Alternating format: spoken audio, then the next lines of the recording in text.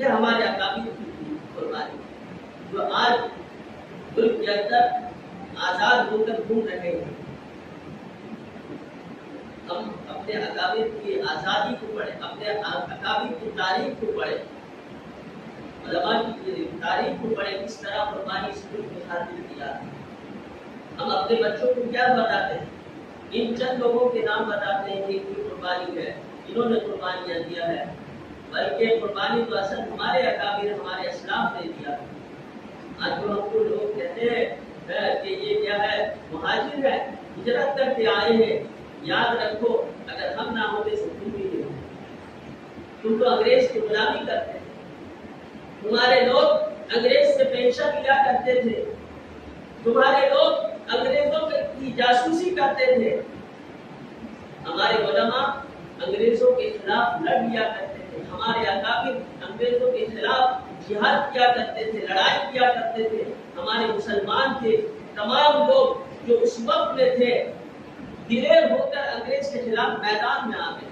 ابھی حافظ زامنی شہید رحمت اللہ علیہ اس کے کمان جس جنگ کے اندر شاملی کے میدان کے اندر جب جنگ ہوئی اس میں حضرت مولانا امداد اللہ مکی مہاجری رحمت اللہ علیہ بھی تھے, حضرت مولانا قاسم نانوتوی رحمت اللہ علیہ بھی تھے, حضرت مولانا رشید احمد گنگوہی رحمت اللہ علیہ بھی تھے. اس وقت وہاں پر موجود تھے اور اس جنگ کے اندر حافظ زامن شہید رحمت اللہ علیہ اس ملک کے خاطر شہید ہوتے.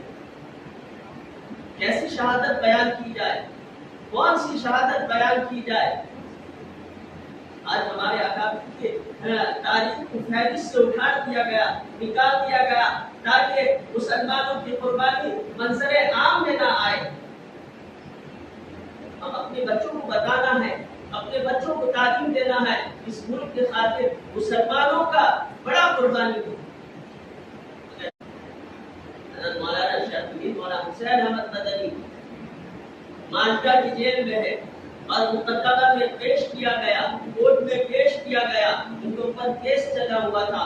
جب کیس چلا ہوا تھا ان کو کیا کورٹ میں پیش کیا گیا تو انگریز نے کہا کہ حسین احمد مدنی ہمارے خلاف تم نے جو فتویٰ دیا ہے تمہیں معلوم ہے کہ اس کا انجام کیا ہوگا, اس کا انجام کیا ہوگا تمہیں معلوم ہے. حضرت مولانا حسین احمد مدنی نے کہا کہ میں اسی لیے تو دارالعلوم دیوبند سے کفن ساتھ میں لے کر آیا. پیش بولا اور بولنے کے بعد کفن کا کپڑا اچھال کر کہا کہ انگریز میں تجھے ڈرتا نہیں ہو اور دیکھ لے کہ کفن ساتھ میں لے کر آیا ہوں. حضرت مولانا جوہر رحمت اللہ علیہ پاؤں پکڑ کے پھر گئے کہ حضرت آپ جانتے ہیں کیا انجام ہوگا. حضرت مولانا حسین احمد مدنی نے فرمایا کہ یہ جوہر اگر اپنی زبان کو بدلتا ہو تو ایمان بدل جائے گا, اپنی فتویٰ کو بدلتا ہو تو ایمان بدل جائے گا. انگریز چاہے مجھے سولی میں چڑھا دے, انگریز چاہے مجھے پھانسی میں چڑھا دے, کسی میں چڑھا دے, اس کی پرواہ نہیں, لیکن ایمان کی پرواہ. جو نقشہ ہمارے سامنے حضرت ٹیپو سلطان رحمت اللہ علیہ کا پیش کیا جاتا ہے یہ غلط نقشہ ہے. حضرت ٹیپو سلطان رحمت اللہ علیہ داڑھی رکھا, داڑھی کے ساتھ تھے اور ہر دن تہجد میں 2 پارے کی قرآن کی تلاوت کرتے تھے. حضرت ٹیپو سلطان رحمت اللہ علیہ ایسے بہادر شخص تھے. 4 بار جنگ ہوئی, 4 مرتبہ جنگ ہوئی, 3 مرتبہ انگریز ہار گئے اور آخر میں یہاں پر بھی ایک غدار تھا جسے میر صادق کہتے ہیں. اس کی غداری کی وجہ سے حضرت ٹیپو سلطان رحمت اللہ علیہ شہید ہوئے. اب انہوں نے دیکھا کہ اب کلکتہ کی سرزمین ہمارے ہاتھ میں آ گئی, میسور کی سرزمین جو دکن حیدرآباد کہا جاتا تھا اسے, وہ سرزمین ہمارے ہاتھ میں آ گئی. اب دلی کی طرف رخ کیا.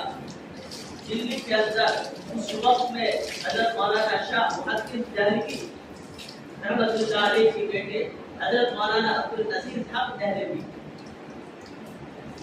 جو تمام علماء جتنے بھی علماء اہل حدیث کے علماء ہو, بریلیت کے علماء ہو, دیوبندیت کے علماء ہو, جتنے بھی علماء, اگر ان کا سلسلہ شجرہ حدیث دیکھا جائے, شجرہ حدیث دیکھا جائے, شاہ ولی اللہ محدث دہلوی کے گرد جا کے ہو جاتا ہے.